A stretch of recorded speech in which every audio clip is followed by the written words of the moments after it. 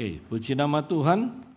Ya, saudaraku sekalian, kita bersyukur untuk kasih setia Tuhan yang sangat luar biasa, kebaikan Tuhan yang sangat luar biasa di dalam kehidupan kita. Nah, saudaraku sekalian, saya akan lanjutkan seri khotbah saya yang saya khotbahkan di bulan lalu yang bertema kekuatan hidup orang Kristen. Jadi bulan lalu kita telah bicara poin yang pertama, tapi saya akan review sebentar dan hari ini kita akan lanjutkan poin yang kedua dan yang ketiga. Nah, saudaraku sekalian, mari kita mulai dengan satu firman Tuhan dulu. 3 Yohanes pasal yang pertama ayat yang ketiga. Kitab 3 Yohanes pasal yang pertama ayat yang ketiga, saya bacakan untuk saudara. Sebab aku sangat bersukacita ketika beberapa saudara datang dan memberi kesaksian tentang hidupmu dalam kebenaran. Sebab memang engkau hidup dalam kebenaran. Amin. Nah, saudaraku sekalian, sebagai orang Kristen kita tahu bahwa tantangan untuk hidup benar itu banyak sekali. Dan itu tidak mudah. Jadi dengan kata lain, kalau kita sebagai orang Kristen mau hidup benar, enggak gampang saudaraku. Nah, karena itu kita memerlukan kekuatan. Kita perlu kekuatan di dalam diri kita agar kita mampu menghadapi berbagai tantangan yang datang di dalam kita punya hidup. Nah, dan saudaraku sekalian, sebagai orang Kristen, kita menemukan ada banyak hal yang telah tersedia, yang telah ada di dalam kehidupan ini yang bisa menghasilkan kekuatan bagi kita. Seperti contoh, kita bisa berdoa atau doa, baca Alkitab, ibadah, pelayanan, memberitakan Injil, bersaksi. Nah, semua hal-hal yang kalau kita lakukan itu bisa menghasilkan kekuatan di dalam diri kita. Nah, hari ini saudaraku sekalian, saya ingin memperlihatkan kepada saudara dari sisi yang lain. Itu saudaraku sekalian, kekuatan hidup itu bisa kita hasilkan, kita bangun dari dalam kita punya diri, atau kita bisa bangun melalui diri kita sendiri. Dan bulan lalu kita belajar yang pertama adalah melalui terobosan. Saya review saudaraku sekalian, melalui terobosan yang pertama. Jadi artinya kalau kita bisa mengalami atau kita bisa terobosan terus menerus, maka kita akan menemukan hidup kita akan ada kekuatan yang luar biasa. Nah, saudaraku sekalian, ketika kita berbicara mengenai terobosan, apa yang maksud dengan terobosan? Terobosan adalah tindakan dan perilaku aktif yang terus-menerus bergerak menuju kepada sebuah perubahan yang semakin baik, semakin benar, dan semakin berkenan kepada Tuhan. Itu terobosan, saudaraku. Jadi dengan kata lain, ketika kita berbicara tentang terobosan, kita berbicara mengenai perubahan, kita berbicara mengenai peningkatan. Nah, ketika hidup kita terus berubah, ketika hidup kita, kerohanian kita terus meningkat, maka itu akan menghasilkan kekuatan di dalam kehidupan kita. Amin, saudaraku. Nah, hal yang kedua yang akan kita pelajari hari ini adalah teladan. Teladan. Ini adalah hal yang bisa kita bangun di dalam diri kita yang bisa menghasilkan kekuatan bagi kita sebagai orang Kristen. Mari saudaraku, kita mulai dengan firman Tuhan di dalam kitab 1 Timotius pasal yang keempat ayat yang ke-12 bagian B. 1 Timotius pasal yang keempat ayat 12 bagian B. Saudara boleh catat, saya bacakan untuk saudara. Jadilah teladan bagi orang-orang percaya dalam perkataanmu, dalam tingkah lakumu, dalam kasihmu, dalam kesetiaanmu, dan dalam kesucianmu. Nah, saudaraku sekalian, perhatikan. Ini menarik. Yang kedua, kitab Filipi pasal 3:17 ayat yang kedua. Kitab Filipi pasal 3:17, saudara-saudara, ikutilah teladanku dan perhatikanlah mereka yang hidup sama seperti kami yang menjadi teladanmu. Amin.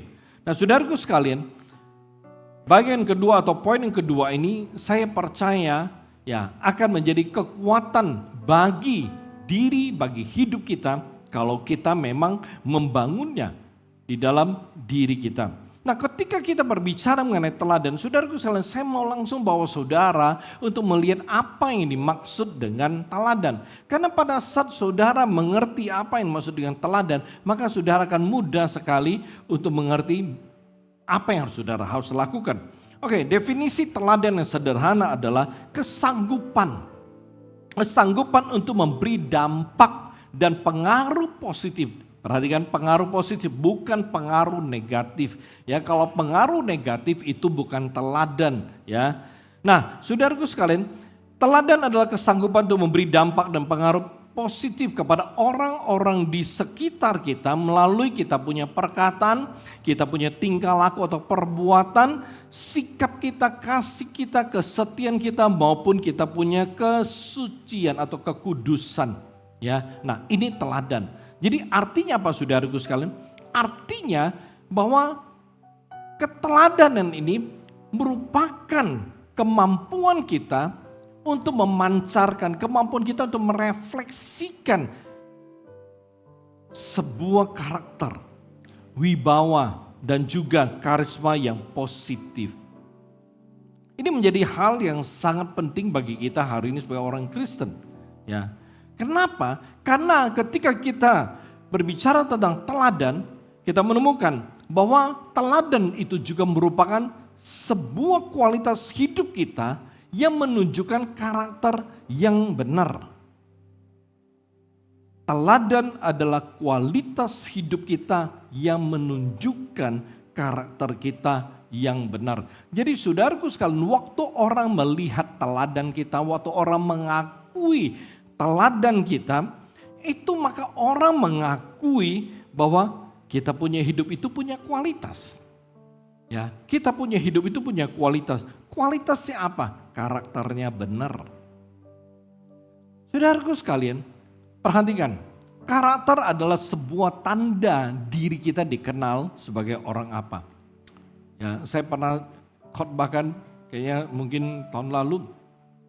Ketika saudara melihat sebuah mobil, perhatikan, ya dari lambang saudara sudah tahu itu mobil kayak apa. Ya, walaupun tidak melihat secara keseluruhan tuh bodi mobil, tapi ketika Anda melihat lambangnya ada, Anda sudah tahu itu mobil kelasnya apa. Ketika Anda melihat lambang segitiga, Anda tahu itu mobilnya mahal, kelasnya tinggi, Mercy. Ya, jadi dari lambang itu bisa menunjukkan kelasnya. Dari teladanmu, orang bisa tahu kualitasmu. Orang bisa tahu karaktermu. Oleh sebab itu saudaraku sekalian, ini menarik. Oleh sebab itu, teladan akan menghasilkan kekuatan yang luar biasa bagi kita sebagai orang Kristen. Nah, ketika kita berbicara mengenai teladan saudaraku, maka itu artinya, ya kalau kita mau menjadi teladan, maka itu artinya bahwa kita harus memberi contoh yang patut dipelajari, dipercaya, dan bisa diikuti oleh orang lain. Sehingga mereka bisa menjadi serupa dengan kita, bahkan menjadi lebih baik daripada kita. Jadi itu menjadi teladan. Jadi saudaraku sekalian, kalau saudara berkata, aku rindu tuh menjadi teladan, aku rindu punya teladan. Tapi saudaraku sekalian, saudara tidak punya sesuatu yang bisa dijadikan orang contoh. Tidak punya sesuatu yang baik, tidak punya sesuatu yang positif yang orang bisa jadikan sebagai contoh. Yang orang bisa percayai, yang orang bisa pelajari. Dan orang berkata, aku mau loh seperti begitu. Aku mau itu ada di dalam hidupku. Itu teladan. Saudaraku sekalian, perhatikan. Ketika saudara berkata, aku mau menjadi teladan. Itu merupakan bentuk daripada sebuah keputusan. Ya. Merupakan bentuk daripada sebuah perbuatan dan tutur kata kita, di mana setiap orang yang ada di sekitar kita itu bisa melihat, bisa mendengar, dan bisa mereka jadikan pembelajaran. Tidak gampang untuk punya teladan. Oleh sebab itu saya mengatakan ini merupakan sebuah bentuk keputusan. Anda sendiri yang mau, Anda sendiri yang berkeinginan supaya Anda bisa punya sebuah teladan. Baik melalui perbuatanmu, perkataanmu, di mana orang-orang dekat dengan saudara bisa melihat bagaimana saudara berperilaku, bagaimana saudara hidup. Orang bisa mendengar bagaimana saudara berbicara. Dan kemudian semua yang mereka lihat dari hidup kita, itu bisa mereka pelajari. Dan mereka mau belajar, karena apa yang mereka lihat itu sesuatu yang baik. Apa yang mereka lihat itu sesuatu yang positif. Apa yang mereka lihat, mereka merasa itu berguna. Ya, aku ingin. Saudaraku sekalian, Injil Yohanes pasal 13 ayat 15. Firman Tuhan berkata seperti ini. Aku telah memberikan suatu teladan kepada kamu, supaya kamu juga berbuat sama seperti yang telah kuperbuat kepadamu. Ini perkataan Yesus. Ya, Yesus berkata kepada murid-muridnya sederhana. Aku memberikan teladan. Kenapa Yesus bisa berkata bahwa dia telah memberikan teladan? Dan meminta murid-muridnya untuk melakukan hal yang sama. Perhatikan, walau tadi saya berkata bahwa menjadi teladan itu adalah sebuah keputusan. Anda sendiri yang memutuskan mau. Tetapi kalau kita perhatikan dari Alkitab, dasar daripada ayat ini merupakan sebuah perintah Tuhan Yesus yang sifatnya tidak langsung. Ini perintah Tuhan Yesus tapi sifatnya tidak langsung. Yesus berkata, sebab aku telah memberikan suatu teladan kepada kamu. Perhatian bagian B, supaya kamu juga berbuat sama seperti yang telah kuperbuat kepadamu. Jadi dengan kata lain, sebenarnya untuk menjadi teladan itu adalah sesuatu yang Yesus harapkan, yang Yesus katakan, bahkan yang Yesus perintahkan untuk Anda dan saya. Jadi kita tidak bisa berkata, oh saya pikirkan dulu, ya, saya renungkan dulu, ya, saya pikir-pikir mau nggak saya membangun teladan lalu saya bisa jadi teladan bagi orang lain. Sebenarnya kalau kita kembali kepada firman Tuhan ini bukan pilihan. Tapi apa yang telah Yesus tetapkan untuk Anda dan saya. Ya, karena Yesus berkata supaya kita berbuat yang sama seperti yang telah Yesus lakukan. Dengan kata lain, Yesus telah melakukan sesuatu yang dia tahu benar itu adalah sebuah teladan untuk orang-orang yang mengenal dia. Selama Yesus hidup bersama dengan murid-muridnya, saudaraku, apa yang Yesus lakukan? Yesus mendidik mereka dengan berbagai hal yang baik dan benar. Karena saya mau Anda mengerti ketika kita bicara mengenai teladan, maka konotasinya adalah hal yang baik dan benar. Oke, ya. Jadi selama Yesus bersama dengan murid-muridnya, yang Yesus lakukan, dia didik tuh murid. Dia didik muridnya dengan baik, dia mendidik muridnya dengan benar. Misalnya memberitakan Injil, melayani, mendoakan orang yang sakit, mendoakan orang yang kerasukan, ya, lalu bersekutu dengan Bapa. Bagaimana Yesus memberikan teladan, pagi-pagi dia berdoa kepada Tuhan, ya. Nah, saudaraku sekalian, semua yang Yesus lakukan selama 3 tahun lebih bersama murid-muridnya itu kemudian menjadi pembelajaran bagi murid-muridnya. Jadi murid-muridnya melihat, mendengar apapun yang Yesus lakukan yang baik dan yang benar. Dan perhatikan, ketika Yesus kembali ke sorga, ketika dia naik ke sorga kembali setelah kebangkitannya, murid-muridnya itu bisa melakukan apapun yang telah Yesus lakukan. Terlepas daripada Roh Kudus yang memimpin mereka, memberi kekuatan. Tapi selama 3 tahun lebih apa yang mereka lihat, mereka dengar, itu adalah dasar yang kuat bagi mereka untuk melakukan apa yang Yesus perintahkan untuk mereka perbuat. Mereka memberitakan Injil, mereka mendoakan orang sakit, mereka mendoakan orang yang kerasukan. Ya, banyak hal yang mereka lakukan, semuanya persis seperti apa yang mereka pernah lihat daripada Yesus. Oleh sebab itu, saudaraku sekalian, hari ini Sebagai orang Kristen kita perlu mempunyai teladan. Ini menjadi pertanyaan, mengapa kita perlu ada teladan? Mengapa kita harus menjadi teladan?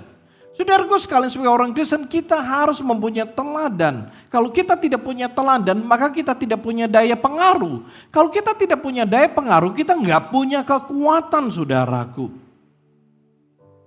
Nggak punya kekuatan. Oleh sebab itu mari hari ini, saya rindu sekali setiap kita masing-masing kita periksa kita punya hidup. Kita periksa saudaraku, ya, apakah hidup saya itu sudah menjadi teladan dalam hal yang baik dan dalam hal yang benar. Saya berikan contoh. Saudaraku sekalian, menjadi teladan bagi anak-anak atau kita punya keluarga, family. Ya, sebagai orang Kristen hari ini, coba saudara periksa hidup saudara. Ya, apakah saudara telah menjadi teladan ya tentang bagaimana hidup saudara di hadapan Tuhan? Misalnya, contohnya seperti ini. Ya, bagaimana kehidupan ibadah saudara? Apakah ibadah saudara itu telah menjadi teladan bagi anak-anak saudara? Kita selalu mengingatkan anak-anak kita, ingat ya, harus setia ibadah, sungguh-sungguh ibadah. Ya. Tapi kita sendiri, waktu ngomong begitu kita aja bolong-bolong ibadah. Gimana kita mau menjadi teladan? Anak-anak kita belajarnya dari apa? Dari kita. Anak-anak belajar dari orang tua tentang apa yang mereka lihat, apa yang mereka dengar setiap hari dari orang tua. Jadi ketika kita rindu, kita tahu kalau ibadah kepada Tuhan itu hal yang penting. Kita mengajar mereka, menekankan mereka, mungkin mereka mesti beribadah pada Tuhan. Tapi masalahnya kita sendiri yang bolong-bolong ibadahnya. Anak kita akan sama suatu hari. Kalau kita sendiri bolong-bolong ibadah, kita nggak punya kekuatan menyuruh anak kita ibadah. Kita nggak punya kekuatan kok. Ya, lu mesti ibadah ya, nggak bisa. Kan kitanya bolong-bolong, nggak setia ibadah. Atau baca Alkitab, doa. Kalau kita sendiri di rumah kita nggak berdoa, nggak baca Alkitab, lalu kita pesan anak kita bilang jangan lupa baca Alkitab ya, jangan lupa doa. Ingat mesti bangun hubungan sama Tuhan. Ya, ingat tuh doa tuh, baca Alkitab tuh makanan bagi kita punya roh. Saudaraku sekalian, kita suruh anak kita berdoa, kita suruh anak kita baca Alkitab, tapi kitanya sendiri nggak pernah doa. Jarang doanya. Ya, baca Alkitab apalagi hari Minggu doang. Atau ikut ya kebaktian ya khusus. Waktu baca Alkitab kita baru baca Alkitab. Itu pun bukan baca dari Alkitab, kita baca di screen. Nah saudaraku sekalian, kalau kita tidak punya teladan doa sama baca Alkitab, anak kita tidak akan menjadi seorang yang setia berdoa dan baca Alkitab. Kalau dia bukan seorang yang baca Alkitab dan berdoa sedari dini, dia tidak punya kekuatan, saudaraku. Rohaninya gak kuat. Mudah jatuh, mudah terpengaruh, mudah tertipu sama setan. Karena rohaninya gak kuat. Karena gak kuat, karena gak pernah isi firman Tuhan dalam hidupnya. Gak pernah baca. Gak pernah punya hubungan dekat sama Tuhan karena gak pernah berdoa. Atau saudaraku sekalian, kita jarang melayani Tuhan, tidak melayani Tuhan. Lalu kita rindu, kita dorong anak kita melayani Tuhan, tapi kitanya gak pernah melayani Tuhan. Ibadah kita di hadapan Tuhan, saudaraku. Kalau kita tidak punya teladan yang baik, bagaimana anak-anak kita bisa belajar dari kita? Atau saudaraku sekalian, ya, mungkin ada bapak yang seperti ini. Dia sudah punya anak, lalu dia bilang sama anaknya begini, "Nak, kau sudah remaja nih. Ingat ya, jangan ikut-ikutan orang. Ingat ya, iklan banyak di mana-mana banyak. Ya, media sosial juga banyak. Ngerokok itu tidak baik untuk kesehatan." Waktu dia ngomong, dia ngajar anaknya, tangannya megang rokok nih saudaraku. Dia cepit rokok di tangannya, bilang, "Ingat baik-baik, ingat kata papi, ingat kata papa, ingat kata bokap, jangan pernah tuh lu sentuh tuh rokok, itu racun." Tangannya megang rokok. hanya liatin doang. Oh iya, racun. Dan dia gak sadar, dia telah meracunin anaknya secara tidak langsung. Karena dia pegang rokok, tapi suruh anaknya ngerokok. Kalau dia berkata pada anaknya, ingat ya, lu udah mau masuk, ya jadi ya udah remaja, udah muda. Ingat, jangan sekali-kali lu sentuh tuh judi. Ya, pernah lihat yang judi itu kaya sekali. Ya, pokoknya jangan jadi penjudi. Saudaraku, waktu dia ngomong begitu, dia megang handphone, dia sedang judi online, saudaraku, di handphone. Anda lihat, udah lama. Nah, saudaraku sekalian, perhatikan. Kalau kita mau ya menjadi teladan dalam hal yang baik dan benar, hidup kita sendiri ya harus bisa memancarkan, memanifestasikan hal-hal yang baik, hal-hal yang benar. Itu sederhana sekali. Kalau saudara punya karyawan, saudara punya pembantu, saudara bilang sama mereka begini, ingat ya, lu kerja di sini jangan pernah bohong. Ya, gua nggak suka tuh karyawan atau pembantu yang banyak bohongnya. Saudaraku sekalian, dia lihat bosnya di kantor begini atau di toko, waktu dapat telepon, aduh Ci, aduh pembayarnya mundur lah Ci, ya bulan depan aja Ci, gue bayarnya. Kenapa nih toko sepi banget? Aduh, gue mau putar duit pun pusing, sepi banget. Dah ilah karyawannya dengar, karyawan geleng-geleng kepala. Gua aja capek dari pagi kalau begitu toko buka sampai sore sibuk banget, banyak banget tuh ya pembeli, banyak banget tuh customer. Nangkap kan? Dia suruh karyawannya ngomong, dia dengar bosnya ngomong bohong. Atau saudaraku sekalian, pas ada orang yang datang, bikin keluarga saudara, yang saudara tidak sukai, teman yang saudara ya kayak malas sama dia. Begitu dia datang, ya lihat di CCTV, ya langsung kasih pembantu, bilang aja ibu tidak ada, bilang aja bapak gak ada. Nah, bilang sama pembantu pokoknya lu kerja sini jangan bohong. Tapi dia ngajarin pembantunya bohong. Saudaraku sekalian, atau kita punya rekan kerja tahu bahwa kita adalah orang Kristen. Kita punya teman-teman sekolah tahu kita Kristen. Dan waktu masuk kerja, bos sudah pesan. Ingat ya, kalau mau kerja, semua yang mau kerja di sini kerjanya serius. Benar-benar kerjanya. Dan saudaraku sekalian, saudara masuk kantor jam 8, jam 8.30. Bos belum datang. Apa yang saudara lakukan? Mungkin saudara ya nonton YouTube, main game, chatting, dan lain sebagainya. Teman-teman saudara, teman sekantor bukan Kristen, lihat, ya orang Kristen. Harusnya bos bilang benar, dia mah nggak benar kerjanya. Kita yang kerja serius, bukan Kristen yang serius. Dia yang Kristen kayak begitu. Saudaraku sekalian, atau tetangga kita. Apakah mereka bisa melihat ada kasih, teladan kasih di dalam kehidupan kita? Kita selalu ngomong soal kasih, ngobrol soal kasih. Tapi pas mobil tetangga parkir di depan rumah kita bilang, kok jangan parkir di sini dah. Dan mobil gua mau masuk nih. Tahu-taunya saudaraku sekalian, dari siang sampai malam mobilnya nggak masuk. Jam 9, jam 10 malam mobilnya baru pulang. Padahal tetangga bilang, enggak sebentar aja. Nggak bisa. Nah, saudaraku sekalian, bagaimana kita bisa punya teladan kasih? Atau saudaraku sekalian, apakah saudara punya teladan untuk teman-teman ya seiman, teman-teman jemaat yang lain? Waktu saudara ibadah, apakah saudara sungguh-sungguh waktu ibadah? Apakah saudara setia ibadah? Maksudnya waktu saudara ibadah, apa yang saudara lakukan? Waktu Anda duduk dengar firman Tuhan. Saudaraku sekalian, apakah saudara sedang chatting? Sedang cek Instagram? Ya, atau TikTok? Saudaraku sekalian, zaman sekarang sebagai hamba Tuhan kita sulit sekali. Kita nggak bisa menghakimi jemaat di bawah kalau mereka pegang handphone.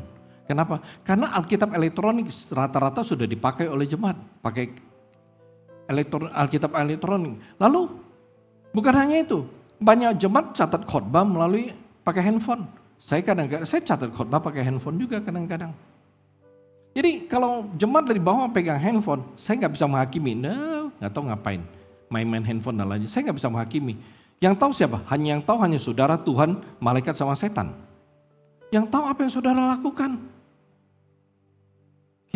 Kalau kita hamba Tuhan, kita positif. Oh, lagi catat khotbah. Lebih baik kita berpikir positif buat semangat saudaraku. Daripada kita mikir yang bukan-bukan. Merusak hadirat Tuhan. Amin. Masa lagi khotbah kita hamba Tuhan keki gitu. Nah tuh jemaat kurang ajar tuh. Gua lagi khotbah, dia whatsappan. Gua khotbah, dia lagi cek Instagram. Itu kan bikin moodnya jelek. Hilangin urapan aja. Amin. Oleh sebab itu saudaraku sekalian. Apakah saudara punya teladan? Jemaat di sebelah saudara lihat, ya ilah. Ini orang Kristen. Ya, jemaat lama lagi. Lagi ibadah. Dia bisa asik-asik ya ngobrol chatting sama orang. Itu kan teladan yang tidak baik bagi jemaat-jemaat yang lain. Apalagi kalau pelayan, lebih lagi itu dahsyat. Kalau sampai pelayan seperti begitu. Amin. Ya, mari kita belajar saudaraku. Kita harus menjadi teladan, bukan menjadi batu sandungan. Ini yang harus kita pikirkan, ini harus kita perhatikan dengan baik. Sebab banyak sekali orang Kristen, mereka sudah lama jadi orang Kristen, bahkan ada yang lahir sebagai orang Kristen, bahkan dalam kandungan ibunya dia sudah Kristen. Tapi saya mau katakan, walaupun demikian belum tentu hidup mereka pasti ada teladan. Lamanya saudara menjadi orang Kristen tidak menjadi penentu saudara punya hidup pasti punya teladan. Sebaliknya, kalau tidak hati-hati malah bisa jadi batu sandungan saudaraku. Karena orang bisa berkata, dia aja seperti begitu. Ngapain gua serius? Nangkapkan. Saudaraku sekalian, hati-hati jangan jadi batu sandungan. Jangan sampai ketika orang mendengar nama kita, orang mengingat perbuatan kita yang tidak baik. Jangan sampai orang berkomentar, ternyata begitu ya perilaku dia. Ternyata begitu ya perilaku orang Kristen. Atau orang bilang begini, untung gua gak ikut ke gereja. Jadi orang Kristen seperti dia. Untung waktu dia ngomong ajak gue ke gereja, gue gak pernah mau percaya omongannya. Bayangin. Kalau itu sudah orang ucapkan, orang sudah katakan. Dan itu sangat memalukan. Dan kalau itu ditujukan pada dirimu sebagai orang Kristen, engkau mesti malu saudaraku. Malu pada dirimu sendiri. Malu sama Tuhan. Malu sama malaikat. Kalau perlu malu sama setan saudaraku. Walaupun dia yang mempengaruhi lu. Tapi kan keputusan di kamu. Kembali, mengapa kita perlu atau harus mempunyai teladan? Kita harus mempunyai teladan karena ini merupakan salah satu kekuatan kita. Kekuatan hidup kita sebagai orang Kristen. Sebuah kekuatan hidup yang membuat orang tidak bisa mencela kita. Tidak bisa merendahkan kita, tidak bisa menolak kita, bahkan tidak bisa menyalahkan kita. Kalau saudara punya teladan, maka itu yang terjadi. Tidak satupun yang bisa mencela hidup saudara. Tidak satupun orang bisa merendahkan saudara kalau saudara punya teladan. Tidak ada satupun orang bisa menolak saudara dan bahkan menyalahkan saudara kalau saudara punya teladan. Sebaliknya saudaraku sekalian, kalau saudara punya teladan, ini kekuatan saudara untuk menyatakan kebesaran dan kemuliaan Tuhan. Serta kekuatan saudara untuk menyatakan iman percaya saudara. Oleh sebab itu, hari ini perhatikan. Kalau kita tidak punya kekuatan, bagaimana kita bisa membuat orang mengakui keberadaan Tuhan Yesus dalam hidup kita? Kalau kita tidak punya kekuatan, bagaimana kita bisa memenangkan jiwa bagi Tuhan? Renungkan saudaraku. Yang ketiga, integritas. Terobosan, teladan, itu hal yang bisa kita bangun dalam diri kita. Termasuk integritas. Hal yang ketiga, integritas. Ini juga hal yang bisa kita bangun ya melalui diri kita atau di dalam diri kita. Matius 23:28. Injil Matius 23:28. Demikian jugalah kamu, Di sebelah luar kamu tampaknya benar di mata orang, tetapi di sebelah dalam kamu penuh kemunafikan dan kedurjanaan. Injil Matius pasal ke-5, 16, satu ayat lagi. Demikianlah hendaknya terangmu bercahaya di depan orang, supaya mereka melihat perbuatanmu yang baik dan memuliakan Bapamu yang di sorga. Integritas. Saudaraku sekalian, integritas itu artinya sebuah komitmen kejujuran dari diri kita. Dengan kata ini definisi dari integritas. Ya, saat kita berbicara tentang integritas, perhatikan ini adalah sebuah kejujuran dari komitmen untuk jujur ya, komitmen kejujuran dari diri kita sendiri. Jadi dengan kata lain, ya, apapun yang kita ucapkan, apapun yang kita lakukan itu sama dengan apa yang ada di dalam hati kita. Ya. Jadi ketika kita bicara tentang integritas, perhatikan integritas itu menunjukkan nilai-nilai hidup kita. Okay? Dengan kata lain integritas itu adalah diri kita yang sebenarnya. Siapakah Anda? Itu tergantung integritas Anda. Saudaraku sekalian, ada satu kisah tentang seorang seniman yang sangat terkenal di Perancis. Ya. Namanya adalah Paul Gustave Doré. Ya, banyak orang mengenal dia Doré, ya Gustave Doré. Saudaraku sekalian, dia seorang pelukis yang luar biasa dan dia melukis banyak sekali gambar-gambar Alkitab. Ya. Jadi di Eropa ada Alkitab bergambar dan itu sebagian besar gambarnya yang begitu luar biasa dilukis oleh si Gustave Doré ini. Pada abad 19, saudaraku sekalian, suatu hari dia ingin mengunjungi negara-negara Eropa. Dan ketika dia sampai di sebuah negara, di sebuah perbatasan, ya, dia diminta oleh imigrasi, ya, bagian yang jaga perbatasan untuk memperlihatkan pasportnya. Itu biasa, kalau Anda keluar negeri Anda harus bawa paspor, ya. Nah, ketika sampai dan diminta Doré buka tasnya, dia mau ambil paspor tapi tidak ketemu. Lalu kemudian dia membuka tasnya dan dia mencari lebih cermat. Dia buka dia satu persatu, dia periksa tasnya dengan cermat, tapi dia tetap tidak menemukan paspornya. Ya. Apakah dia dicuri atau apapun dia tidak tahu, tapi prinsipnya dia tidak menemukan paspornya di tasnya. Lalu dia berkata kepada petugas imigrasi begini, paspor saya hilang, tapi tidak masalah. Saya ini adalah Gustave Doré, seniman terkenal dari Prancis, izinkan saya masuk. Lalu petugas imigrasi menjawab begini. Dengan tegas petugas itu berkata, oh nggak bisa. Sudah banyak orang ya selalu berkata dan mengaku, saya adalah ini, itu, saya orang terkenal dan lain sebagainya. Tapi nggak bisa mereka tidak bisa buktikan. Kalau benar, ya engkau adalah Gustave Doré. Dia kasih pensil, dia kasih kertas. Dia berkata, buat sebuah gambar untuk saya. Kalau engkau benar adalah Gustave Doré.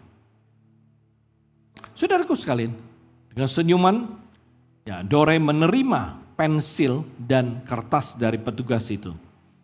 Lalu dia mulai membuat sebuah pemandangan yang di sekitar sana.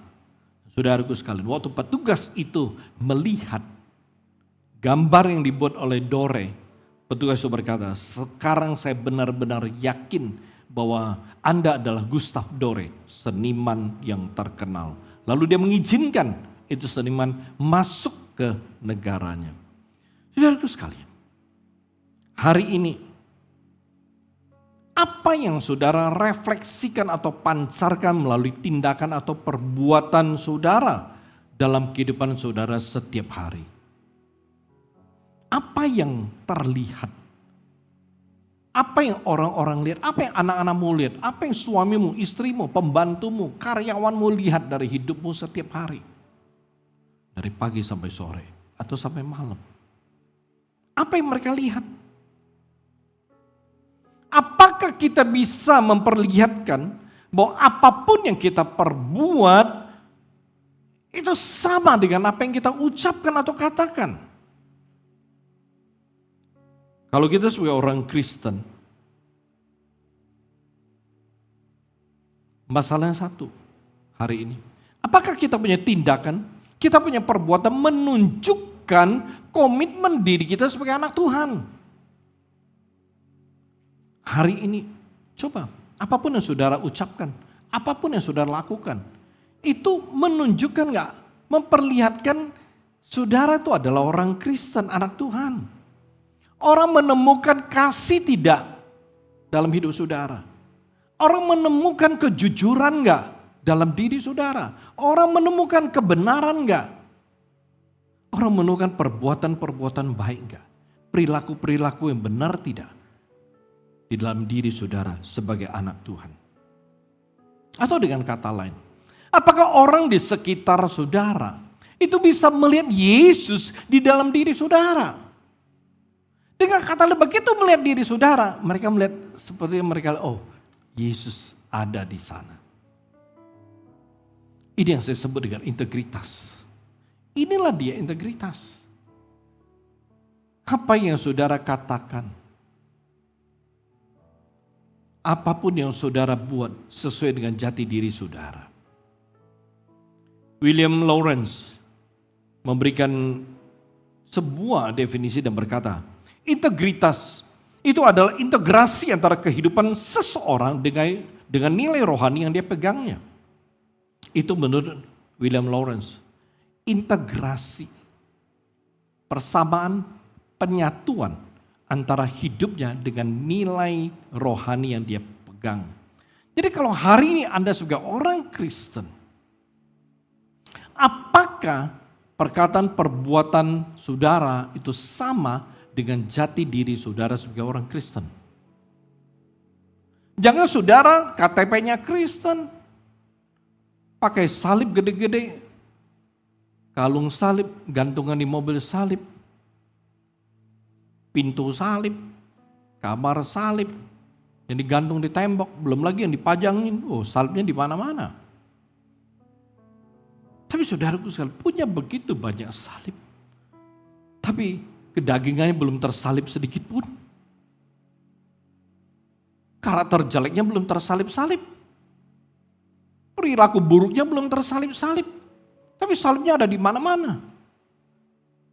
Saudaraku sekalian, Lawrence bilang begini, integritas adalah integrasi, penyamaan persatuan antara seseorang hidupnya dengan nilai rohaninya. Jadi saudaraku sekalian, kalau Anda orang Kristen, biarlah perbuatan perkataanmu sesuai dengan iman kekristenmu, sesuai dengan firman Tuhan, sesuai dengan ajaran Yesus.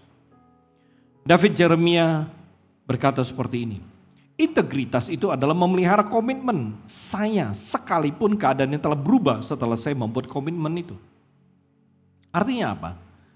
Artinya ketika kita bertekad, kita telah bertekad, kita telah mengatakan, tapi kita telah berjanji, setelah kita berjanji, situasi kondisi berubah. Tapi saudara tetap konstan, saudara tetap melakukan apapun yang saudara telah katakan dan saudara putuskan, komitkan. Itu integritas. Artinya, apapun yang saudara ucapkan, katakan, itu tidak bisa dipengaruhi situasi kondisi apapun. Apapun yang saudara katakan, saudaraku sekalian, yang baik, yang benar, itu tidak pernah bisa diubah oleh situasi kondisi apapun.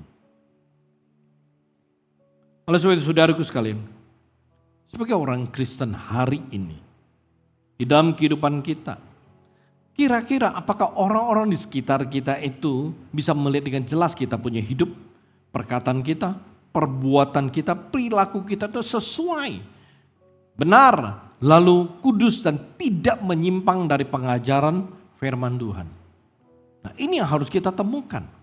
Apakah orang-orang di sekitar kita melihat dengan jelas hidup kita itu tidak pernah menyimpang dari firman Tuhan?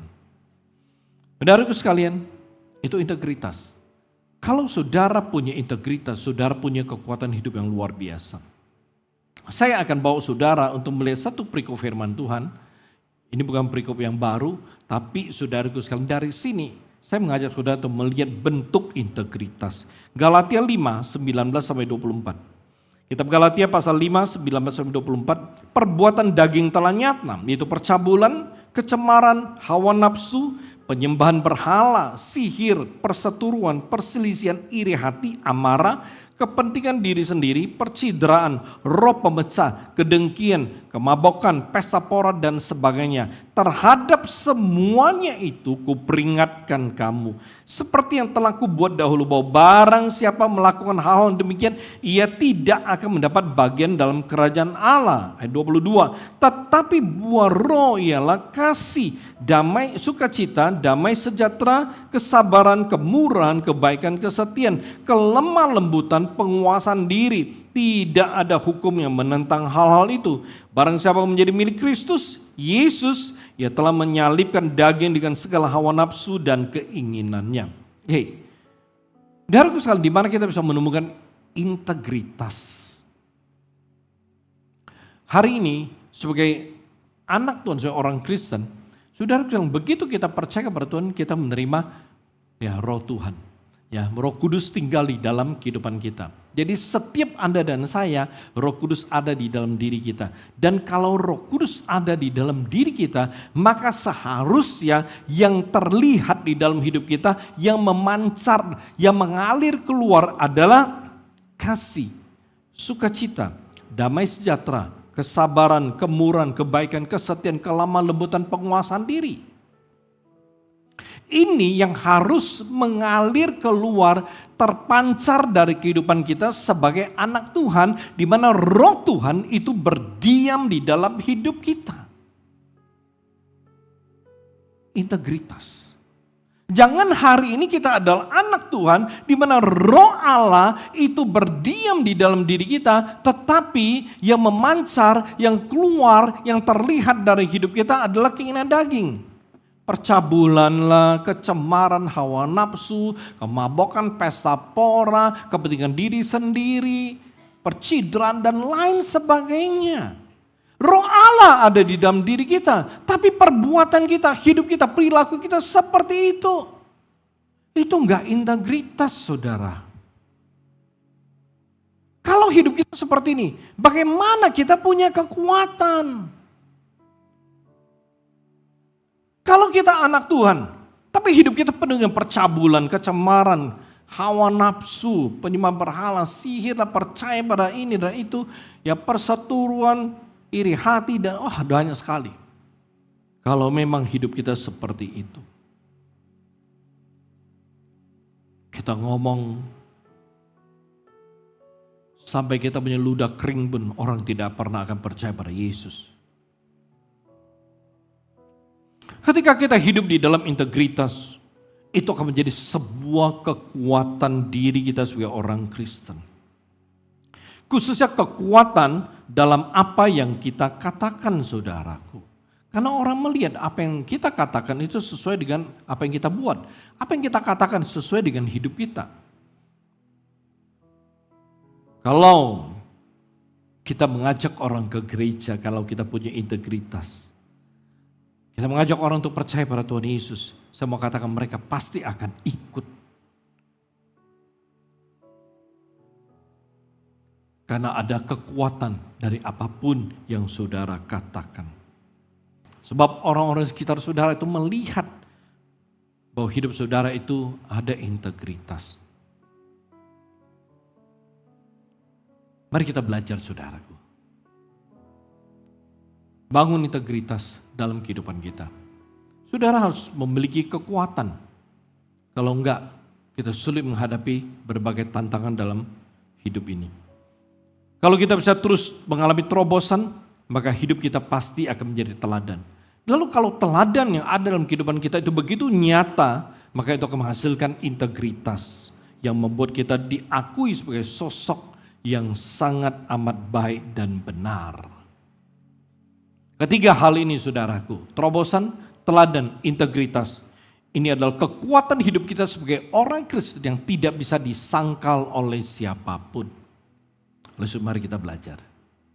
Belajar, orang Kristen, Anda harus bisa terobosan. Jangan setelah menjadi orang Kristen ya 10 tahun, 15 tahun, 20 tahun, atau 5 tahun, hidup saudara begitu-gitu aja, nggak ada terobosan.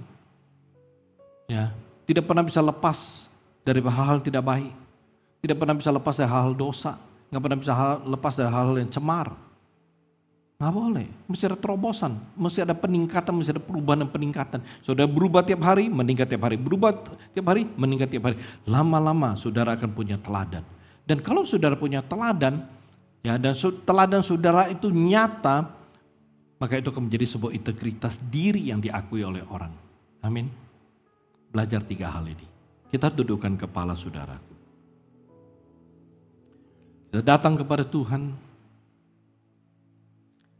Saya rindu saudaraku sekalian, saat ini saudara periksa diri saudara. Renungkan. Apakah selama ini saudara menjadi orang Kristen? Apakah saudara menemukan dalam hidup saudara sebagai anak Tuhan, sebagai orang Kristen itu ada terobosan enggak? Ada perubahan dan peningkatan yang signifikan tidak sebagai orang Kristen? Jangan sampai selama kita menjadi orang Kristen bertahun-tahun, tapi hidup kita tidak berubah sama sekali. Rohani kita tidak meningkat. Kalau kita tidak bisa terobosan, tidak berubah, tidak meningkat rohani kita, begitu-begitu aja, kita tidak pernah bisa menjadi teladan, tidak pernah bisa mempunyai teladan. Kalau saudara tidak bisa menjadi teladan, tidak punya teladan, maka hidup saudara tidak pernah bisa integritas. Tidak ada integritas dalam hidup saudara. Karena apapun yang saudara lakukan, katakan, itu berbeda dengan status saudara sebagai orang Kristen. Kalau saudara tidak punya integritas, tidak punya teladan, tidak terobosan, saudara tidak punya kekuatan hidup sebagai orang Kristen.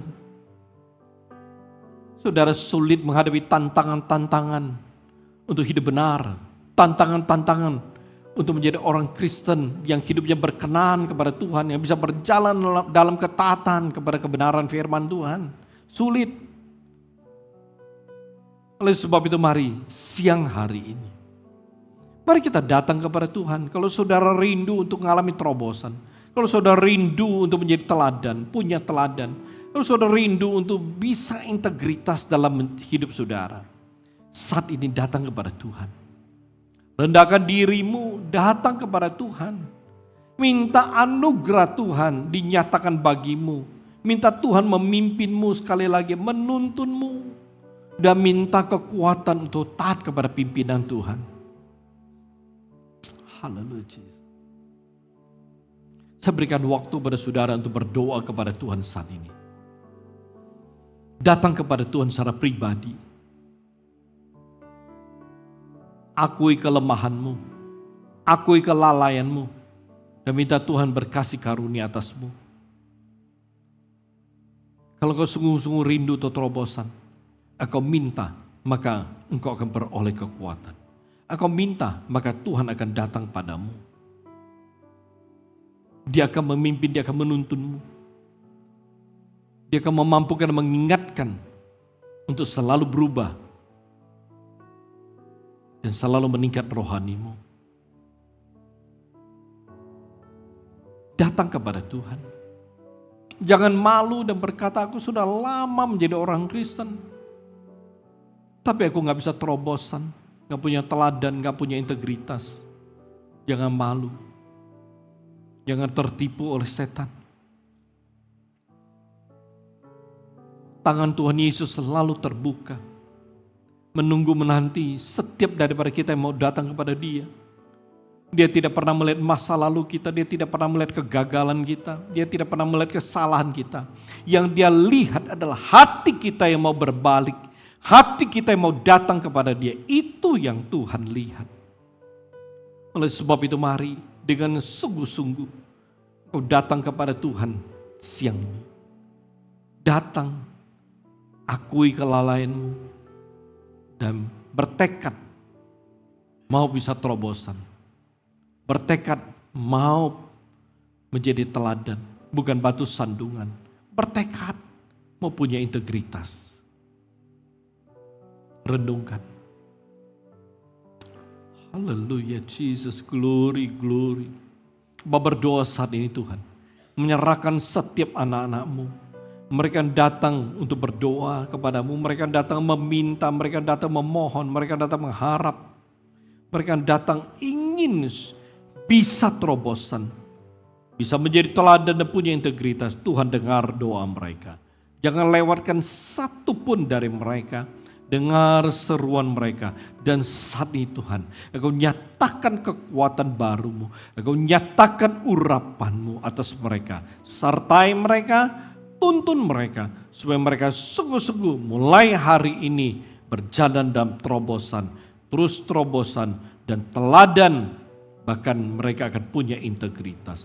Terima kasih Bapak, hamba serahkan seluruh umat-Mu dalam tangan kuasa-Mu. Tuhan memberkati mereka. Sempurnakan firman-Mu dalam diri hidup setiap anak-anak yang percaya dan menerimanya. Terpujilah nama-Mu, dalam nama Yesus Tuhan kami berdoa, kami bersyukur. Haleluya, amin.